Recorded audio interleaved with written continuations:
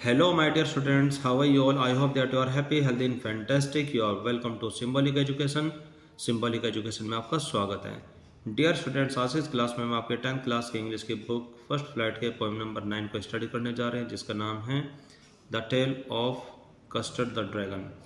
यानी कि जो ये पोएम है ये एक सिर्फ पोएम ना होकर के एक प्रकार की स्टोरी है, और जो ये पोएम है ये इस तरीके से आपके सामने लिखी गई कि इस पोएम के माध्यम से आपको एक कहानी की भी जानकारी मिल जाती है। तो जो पोएम आपको किसी कहानी के रूप में आपको समझाई जाती है उसको बोलते हैं बैलेड। तो कवि ने इस बैलेड को एक कहानी के रूप में लिखा हुआ है, यह एक सॉन्ग की तरह गाई जाती है।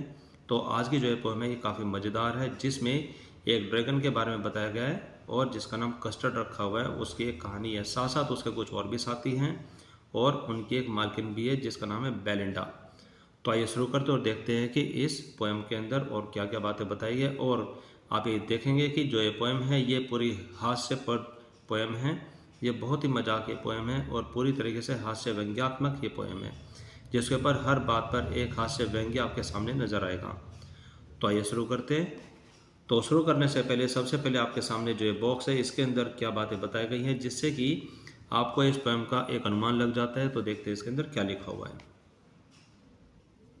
तो इसमें बताया गया है कि this poem is written in the style of a ballad, यानी कि जो ये कविता है ये एक बैलेड के रूप में लिखी गई, यानी कि एक बैलेड की तरह लिखी गई है। बैलेड यानी कि एक ऐसा काव्य जो कि एक कहानी को लेकर के आपके सामने लिखा जाता है, यानी कि कोई ऐसी कविता जिसमें एक कहानी आपके सामने आती है तो उसको बोलते हैं बैलेड। तो हमने कहा कि दिस पोएम इज रिटन, यानी कि इस पोएम को लिखा गया है इन the style of a ballad, यानी कि एक बैलेड के तरीके से इस कहानी को, इस पोएम को लिखा गया है। अ सॉन्ग, जो कि एक प्रकार का एक सॉन्ग होता है। सॉन्ग और पोएम दैट टेल्स यू, यानी कि एक सॉन्ग या फिर कोई पोएम जो कि आपको स्टोरी के बारे में बताती है। That tells U a story. You must be familiar with the ballad, आपको ये बैलेड्स के बारे में तो पता ही होगा। यू मस्ट बी फेमिलियर, यानी कि आप अवश्य फेमिलियर यानी कि जानकार होंगे ऐसी कविताओं के प्रति जो कि आपको एक कहानी बताती है। That narrate tells of courage और हीरोइज्म, जो कि कहानियाँ होती है जो किसी साहसिक कार्य के बारे में या फिर किसी हीरोइज्म यानी कि पूरे तरीके से नायकवाद के बारे में जो कहानी लिखी होती है उसके बारे में जो कविता बनाई जाती है उसके बारे में तो आप फैमिलियर होंगे ही, यानी कि परिचित होंगे ही।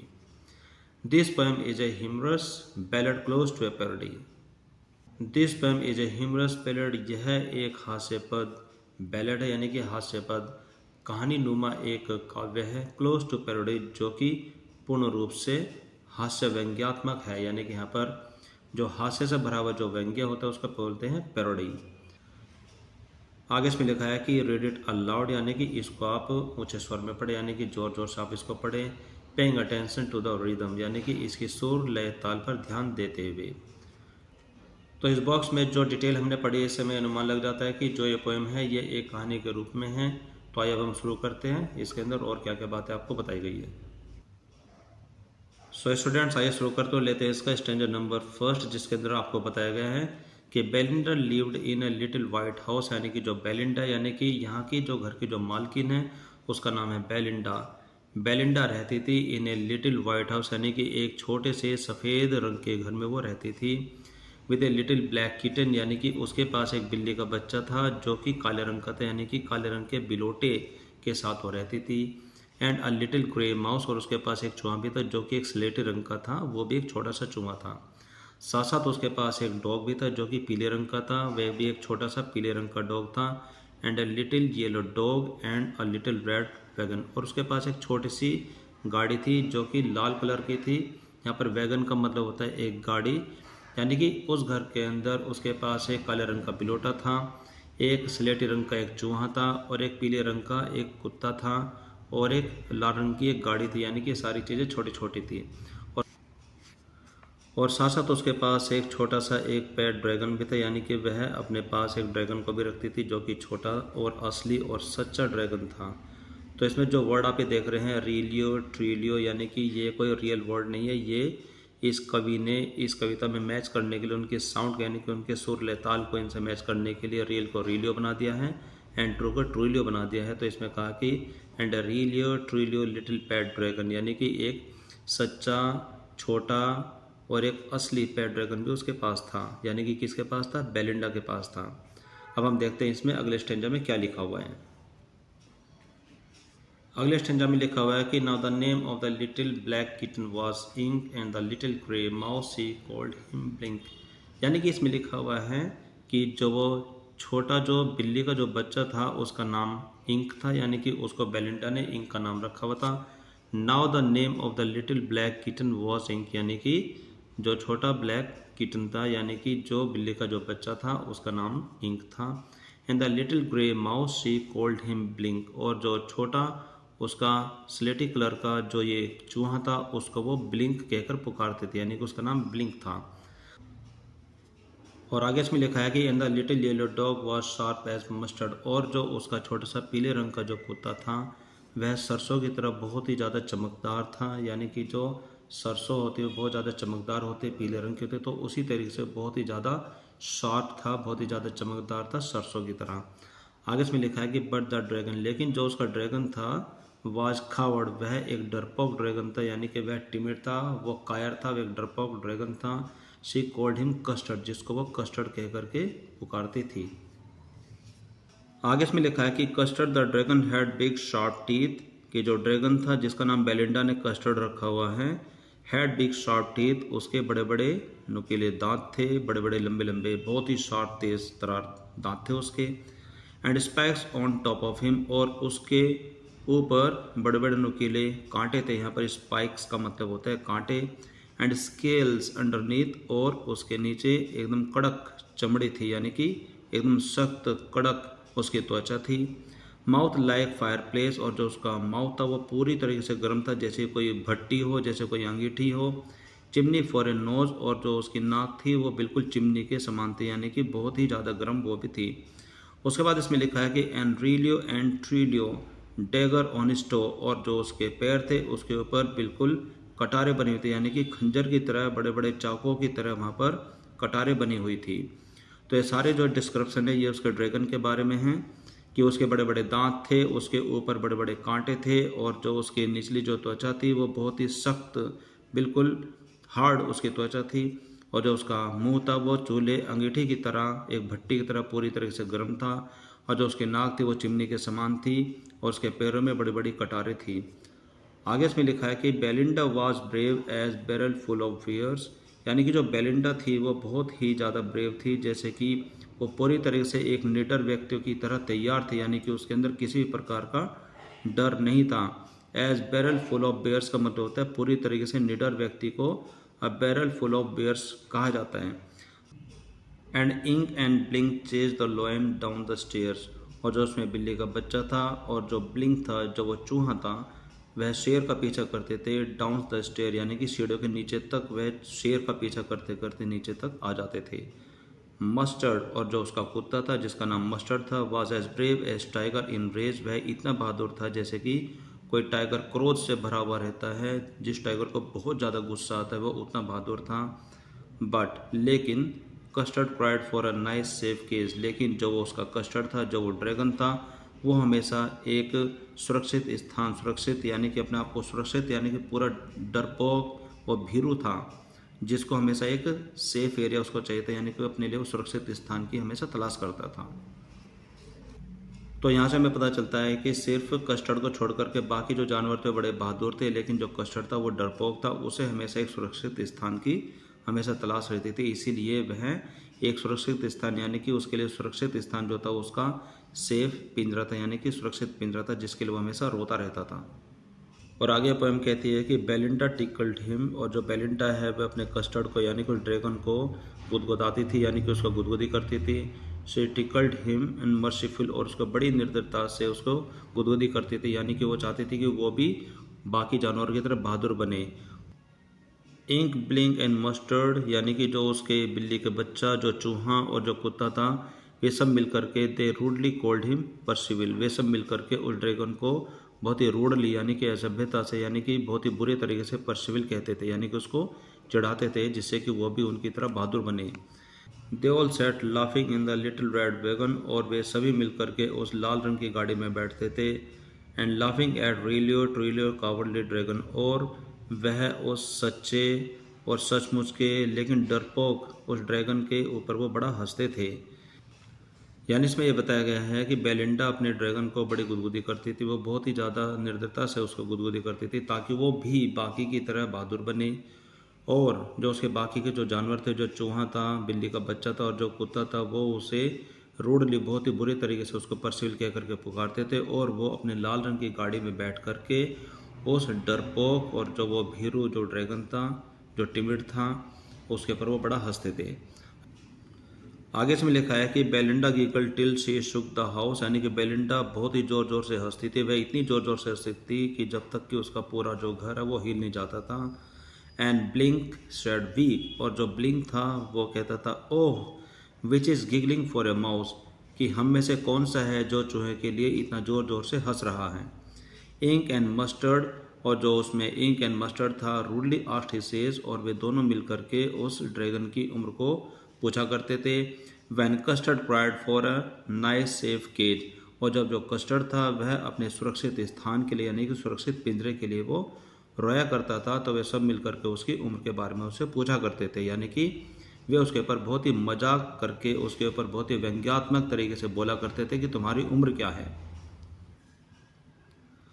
आगे इसमें लिखा है कि सडनली यानी कि अचानक से, और ये वर्ड फिर से इसमें रिपीट किया गया कि अचानक से, दे हर्ड अ नस्टी साउंड, कि उन्हें एक अजीब सी आवाज़ सुनाई दी, यानी कि उन्होंने एक अजीब सी आवाज़ सुनी। एंड मस्टर्ड ग्राउल्ड, और जो उसमें मस्टर्ड था यानी कि जो उसका डॉग था वो गुस्से से गुर्राया। And they all looked around, और उन सब ने चारों ओर बड़े ध्यान से देखा।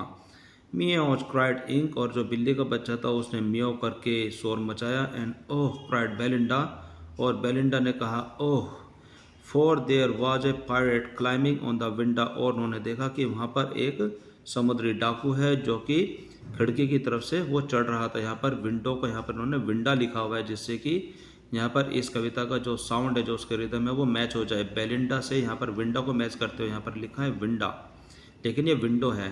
कि उन्होंने चारों तरफ देखा कि वहाँ पर समुद्री डाकू जो कि उनके घर में विंडो की तरफ से यानी कि खिड़की की तरफ से चढ़ रहा है, तो ये देख कर वे बड़े हैरान हो गए। आगे इसमें लिखा है कि pistol in his left hand pistol in his right, कि जो उसका लेफ्ट हैंड था यानी कि उसके बाएं हाथ में एक बंदूक थी, and pistol in his right, और उसके दाएं हाथ में भी एक बंदूक थी, यानी कि उसके दोनों हाथों में बंदूक थी।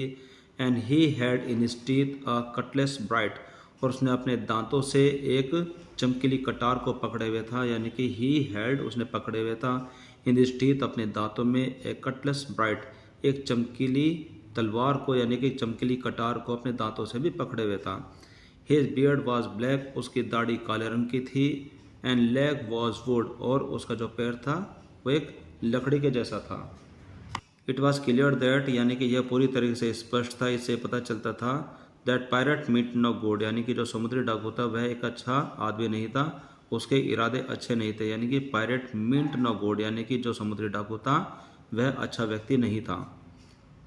आगे इसमें लिखा है कि Belinda पेल्ड and she cried help help, और यह सब स्थिति को देख करके जो बेलिंडा है वो पूरी तरीके से डर गए, और डर के मारे वो पीली पड़ गई। यहाँ पर पेल्ड का मतलब होता है डर के मारे पीला पड़ जाना। And she cried help help, और उसने बचाओ बचाओ चिल्लाया कि मेरी सहायता करो सहायता करो। बट लेकिन मस्टर्ड जो उसका कुत्ता था, failed with A terrified Yelp, और उसकी इस चीख को सुन करके वो वहाँ से भाग गया। जो कि कुत्ता शेर की तरह बहादुर बन रहा था, टाइगर की तरह वो बहुत ही बहादुर बन रहा था, वह इस चीख को सुन करके भाग गया। Ink trickle down to the bottom of the household, और जो वो इंक था यानी कि जो बिल्ली का बच्चा था वो धीरे धीरे नीचे खिसका, trickle down to the bottom, और वो घर के निचले वाले हिस्से में जा करके छिप गया। To the bottom of the household, यानी कि घर के नीचे का जो हिस्सा था वहाँ पर वो जा करके छिप गया।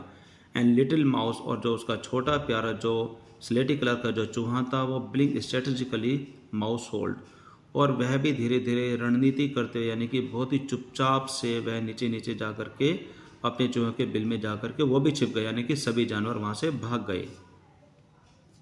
आगे इसमें बताया है कि बट लेकिन अब जब कस्टर्ड, लेकिन जब सारे जानवर इस डर की स्थिति को देख करके भाग गए थे, तो उसका जो ड्रैगन था वो ऊपर से कूदा, स्नॉटिंग लाइक एन इंजन, अपनी नाक को फकफकाते हुए एक इंजन की तरह। जिस तरीके से एक इंजन में से फकफकाने की जो आवाज़ आती है, अपनी नाक को फकफकाते हुए वह ऊपर से कूदा। क्लैश्ड हिज टेल, अपनी पूंछ को झड़कते हुए, लाइक आयरन इन डंजन, जिस तरीके से एक अंडरग्राउंड जो कैद खाना होता है उसके जो सलाखें होते हैं, यानी कि बहुत ही मजबूती तरीके से जो उसकी सलाखें है, आयरन इन द डंजन, जिस तरीके से अंडरग्राउंड भूमिगत जो कैद खाना होता है उसके जो सलाखें उसकी सलाखों की तरह अपनी पूंछ को झड़कने लगा और उस पायरेट का विरोध करने लगा। With a clatter and clang and jangling squirm, with a clatter and clang, एक खड़खड़ाते हुए और टन की आवाज़ करते हुए, क्योंकि उसकी जो पूंछ है बहुत ही मजबूत होती है। एंड जंगलिंग स्क्वायर्म, और अपने आप को छटपटाते हुए और खनखनाते हुए उसका विरोध करने लगा। ही वेंट एट पायरेट, और वह इस तरीके से पायरेट की ओर बढ़ा। Like a robin at worm, जिस तरीके से एक रॉबिन नाम की जो चिड़िया होती है वह किसी कीड़े की ओर उसको मारने के लिए, उसको खाने के लिए बढ़ती है, इसी तरीके से वह वो समुद्री डाकू यानी कि पायरेट का विरोध करने के लिए उसकी तरफ वो बढ़ा। जैसे कि अपनी पूंछ से वो उसका विरोध करते हुए, उसको खड़खड़ाते हुए, टन की आवाज़ करते हुए और छटपटाते हुए उसकी तरफ वो बढ़ा। आगे इसमें लिखा है, आगे इसमें बताया गया है कि द पायरेट गैब्ड एट बेलिंडास ड्रैगन, की जब वो ड्रैगन उसकी तरफ उसको खाने के लिए बढ़ रहा था, जैसे कि एक रॉबिन जो ये पक्षी होता है, जो चिड़िया होती है, वो एक छोटे से कीड़ों को खाने के लिए उसकी तरफ आगे बढ़ती है, ठीक उसी तरीके से जो ड्रैगन है वो पायरेट की तरफ बढ़ रहा था, यानी कि समुद्री डाकू की तरफ बढ़ रहा था। तो यह देखकर द पायरेट गैप्ड, यानी कि उसका मुंह खुला का खुला रह गया, एट द बेलिंडास ड्रैगन, की जब उसने बेलिंडा के ड्रैगन को देखा अपनी तरफ बढ़ते हुए। And gulp some grog from his pocket flagon, और उसके पास एक पॉकेट नुमा एक उसकी फ्लैगन थी, एक सुराही थी जिसके अंदर एक पॉकेट के जैसा कुछ बना हुआ, जिसके अंदर कुछ शराब थी। यहाँ पर ग्रोग का मतलब है शराब। एंड गल्प सम ग्रोग, और उसने कुछ शराब P. And fire to bullet, और उसने 2 फायर के, यानी कि उसने 2 बार गोली चलाई, बट दे डिडंट हिट, लेकिन वे गोलियां किसी को लगी ही नहीं। And Custard gobbled him every bit, और जो वो ड्रैगन था उसने उसके टुकड़े टुकड़े करके सारे टुकड़ों को चट कर गया, यानी कि उसने पायरेट को मार डाला और उसके टुकड़े टुकड़े करके सारे टुकड़ों को वो खा गया। इस समय पता चलता है कि जो डर की स्थिति को देख करके सारे जानवर वहां से भाग गए थे। कोई तहखाने में जाकर के छिप गया था, कोई अपने बिल में जाकर के छिप गया था, कोई चीख की आवाज़ सुन करके कुत्ते की तरह डर के मारे भाग गया था। लेकिन ऐसी स्थिति में जो ड्रैगन था सिर्फ उसी ने ही आगे बढ़ करके बेलिंडा की जान बचाई, और उसने उस समुद्री डाकू के टुकड़े टुकड़े करके उस सबको वो निगल गया। तो हमने यहाँ पर यह भी देखा कि जो वो ड्रैगन है वो दिखने में पूरा शांत है और वो अपने सुरक्षित पिंजरे के लिए रोता रहता है, लेकिन समय आने पर वो खूंखार बन जाता है और अपने पावर को जताते हुए उसने बेलिंडा की जान बचाई, जिससे कि वो ताकतवर भी है। आगे इसमें लिखा है कि बेलिंडा एम्ब्रेस्ड हिम, और बेलिंडा ने भाग कर के उसको गले लगाया। एंड मस्टर्ड लिक्ड हिम, और जो कुत्ता वहाँ पर वापस आकर के उसने भी जो कस्टर्ड है उसको प्यार करते हुए उसको चाटना शुरू कर दिया। And no one mourn for his pat victim, और किसी ने भी वहाँ पर कोई आंसू नहीं बहाया, यानी कि कोई भी नहीं रोया फॉर हिज पैट विक्टिम, जो समुद्री डाकू के लिए जो कि वहाँ पर उसका शिकार बना, यानी कि ड्रैगन का शिकार बना।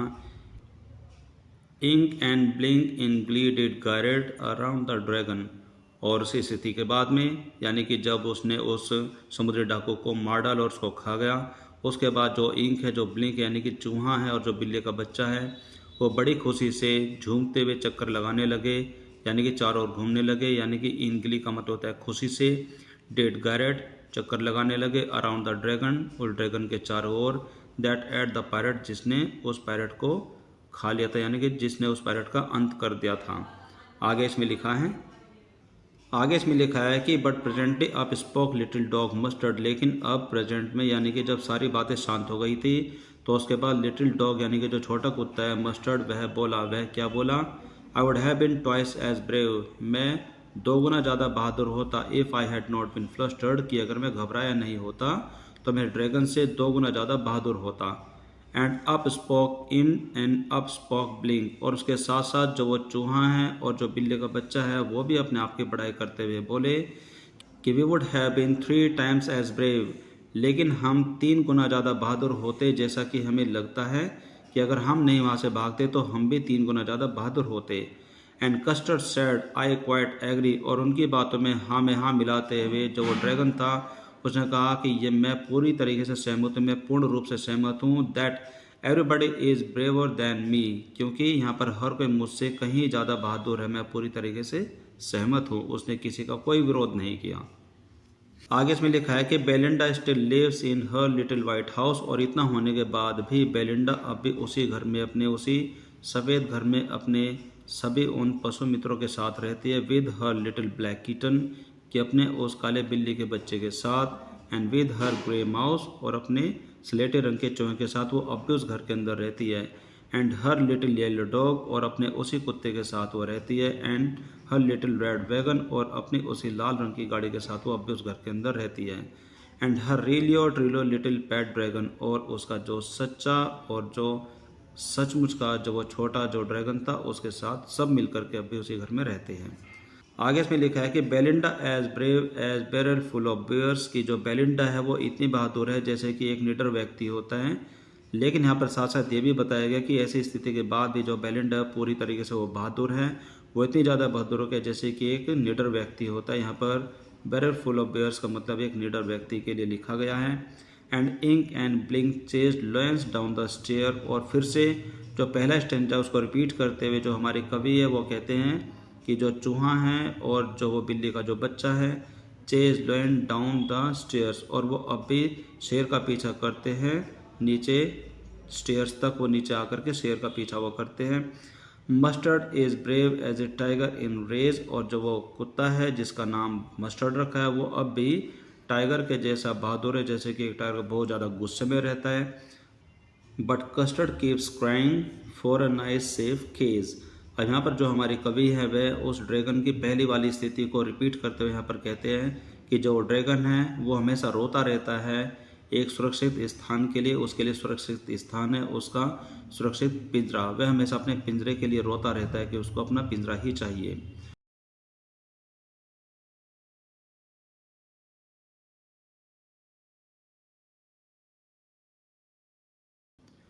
वाह, what a great poem with a nice story. इसी वजह से इस पोएम का जो नाम रखा है the tale of custard the dragon, यानी कि इस पूरी पोएम के अंदर जो कहानी हमने देखी है उसके अंदर एक घर होता है, एक छोटा सा वाइट कलर का जो घर होता है जिसके अंदर एक मालकिन रहते हैं बेलिंडा, जिसके पास कुछ जानवर है, जिसके अंदर एक चूहा है, एक बिल्ली का बच्चा है और एक कुत्ता है, और एक उसका एक छोटा सा प्यारा सा एक सचमुच का एक बहुत ही सच्चा उसका एक ड्रैगन है, जो कि समय आने पर उसकी सहायता करता है, समय आने पर उसकी जान बचाता है, क्योंकि उसके घर में एक समुद्री डाकू आ जाता है जिसके इरादे अच्छे नहीं थे।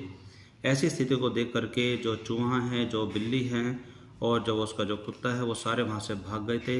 लेकिन जो ड्रैगन है जिसके वे बाकी जो पशु है उसका जो मजाक उड़ाया करते थे, क्योंकि वो हमेशा अपने सेफ एरिया के लिए यानी कि एक सुरक्षित अपने पिंजरे के लिए हमेशा रोता रहता था। लेकिन वे सभी जो जानवर है उसकी बहादुरी के बारे में अनजान थे, और जब समय आया और जो सचमुच वहाँ पर एक मुसीबत आई उनके घर में, तो ड्रैगन ने आगे बढ़ कर के बेलिंडा की जान बचाई और उस पायलट को खा लिया। तो यहाँ पर हम देखते हैं कि जो ऐसे मित्र होते हैं जो कि मुसीबत के समय पर आपको छोड़ करके भाग जाते हैं वो किसी काम के नहीं है, लेकिन जो सचमुच मुसीबत में आपकी सहायता करता है वह आपका सच्चा मित्र होता है। लेकिन फिर भी बेलिंडा ने किसी को नहीं छोड़ा, वो फिर भी ऐसी स्थिति के बाद भी, ऐसी घटना के बाद भी उसी सफ़ेद घर के अंदर रहते हैं उन सभी जानवरों के साथ। तो ये सब इस कहानी के अंदर जो कि एक पोएम के रूप में आपके सामने आया है। सो माय डियर स्टूडेंट्स, आज की क्लास में आपने देखा कि हमने आपके 10th क्लास की इंग्लिश की बुक फर्स्ट फ्लैट के पोएम नंबर 9 को स्टडी किया, जिसका नाम है the tale of custard the dragon, यानी कि वह ड्रैगन जिसका नाम बेलिंडा ने कस्टर्ड रखा। आई होप कि ये कविता आपको बहुत पसंद आई होगी। This is all for now for today's class. आज की क्लास में सिर्फ इतना ही। अब हम मिलेंगे हमारी अगली क्लास में। Till then take care, bye bye, have a nice day.